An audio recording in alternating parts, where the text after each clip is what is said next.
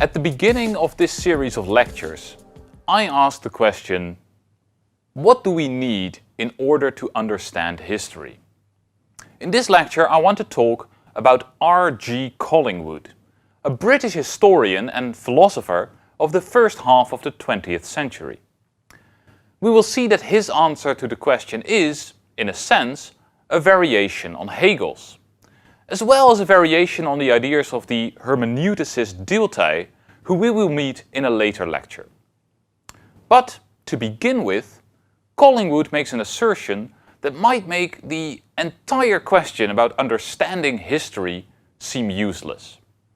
For Kallingwood insists that history doesn't exist. History doesn't exist. That sounds like a radical claim, but Kallingwood thinks it's only common sense. The past simply doesn't exist. It used to exist, but it no longer does. Julius Caesar doesn't exist anymore, nor does your own childhood or the moment when I was making this film. The past doesn't exist, the future doesn't exist, the only thing that's real is the present. Alright, maybe that is common sense. But if only the present is real, then what is it that the historian is studying? Well, obviously, he is studying the only thing that he could be studying, the present. Whether it is archives, or archaeological objects, or ancient texts, or even books by other historians, the historian is always investigating things in the present. And from those present things, Kallingwood tells us, the historian constructs history. He studies texts and inscriptions and pottery and buildings and so on, and in that way he creates an idea of, say, the Roman Empire under Augustus. So history is an idea that is constructed by the historian. Now, of course, the historian does not construct this idea in a random way or by using his imagination. He is not a novelist or a filmmaker. No, what the historian tries to do is to create a story, a narrative which makes maximal sense of all the historical traces that he finds in the present. History is a story that the historian tells in order to understand what he finds in the present. This is quite abstract, so let's look at two examples. In the first case, a historian reads in the works of the ancient Greek author Herodotus that the Persian king Xerxes invaded Greece with an army of more than 2 million soldiers. The historian also has sources about the technology of the Persians, about the geography of Persia and of Greece, and about the difficulties that even modern armies have in keeping their people supplied. Thinking this through, he concludes that the number that Herodotus mentions is impossibly high. Xerxes could not possibly have managed food and water supplies for so many people on his journey to Greece. So now the historian has to construct the most plausible story which explains all his data.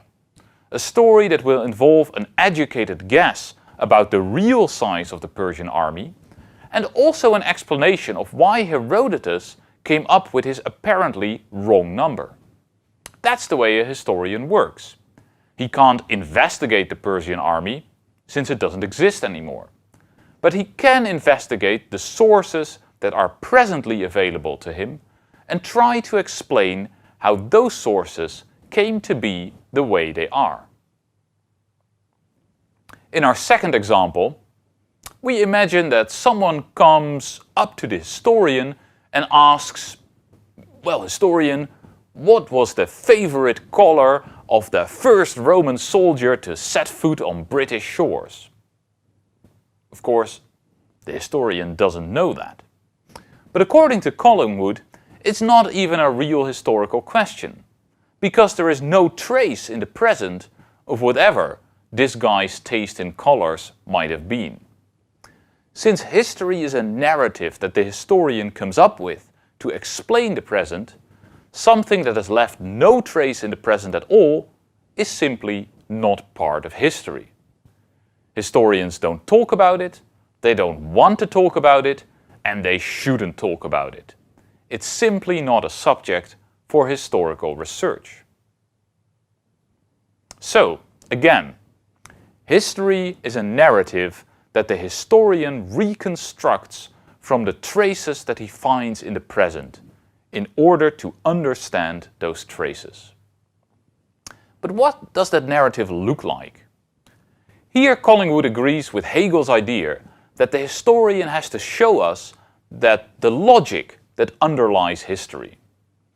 But where Hegel thinks about the logical development of big underlying concepts like freedom, Kaalingwood is focusing more on the logical aspects of individual human behavior. In order to understand this, we need to understand a distinction that is extremely important to Kaalingwood's thought.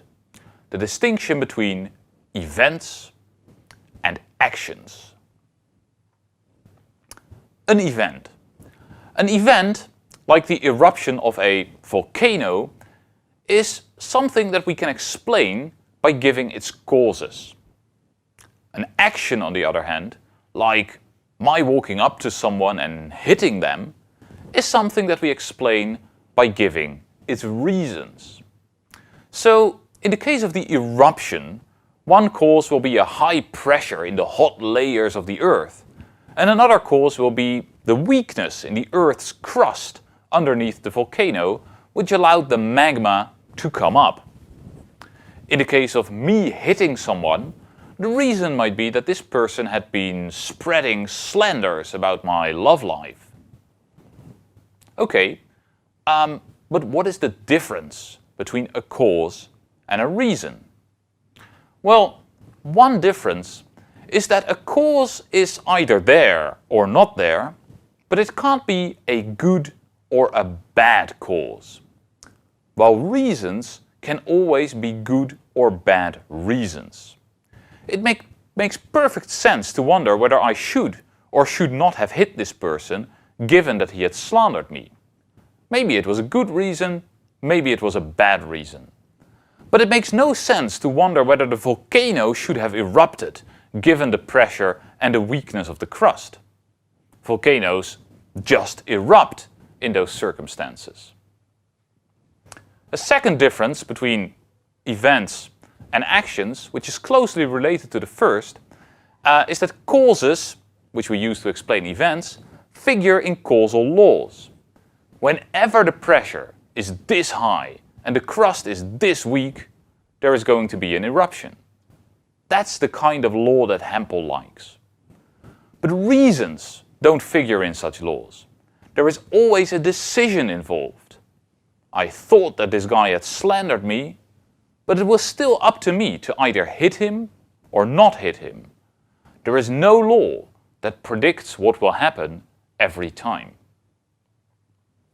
To strengthen our grip on the distinction between reasons and causes, imagine the following.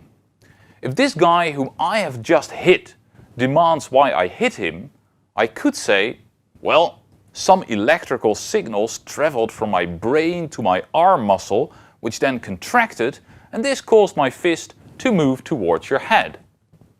That would be a causal explanation. And sure, if these nerve signals travel to my arm, then my fist will indeed hit his head. But of course this guy doesn't want a causal explanation, he wants to know my reasons. That is, he wants a rational explanation. He wants to know why hitting him was the logical thing for me to do. And if it turns out that I had no reasons, that it was just an involuntary spasm, then we would have to conclude that it wasn't an action at all. Just like the beating of my heart isn't an action, is not something that I am doing. Now, why is all of that important? Because according to Kaalingwood, historians are always interested in human actions.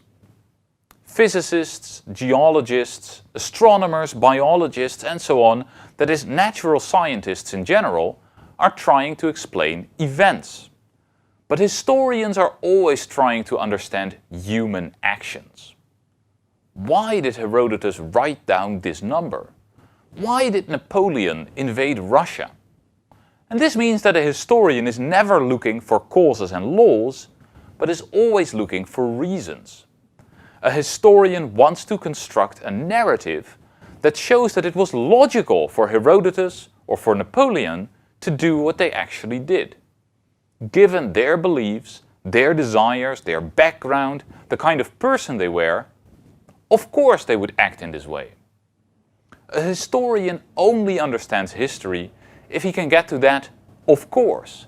If he can tell a story about the historical people that shows that it was logical for them to act in the way they acted. The term that Kallingwood uses to describe this understanding of history is reenactment.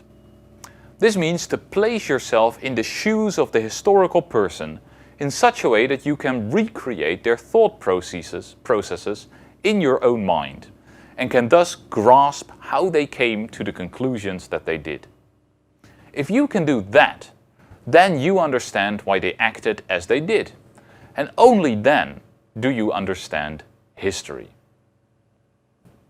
So, whereas Hempel thought that history worked just like the natural sciences, and thus needed to use causal laws, Kallingwood makes a sharp distinction between the natural sciences, which explain events using causes, and history, which explains actions using reasons. Historical explanations don't use laws. They involve the historian thinking like the person he is investigating, going through their thought processes and understanding why it was logical for that person at that time to think and act as they did.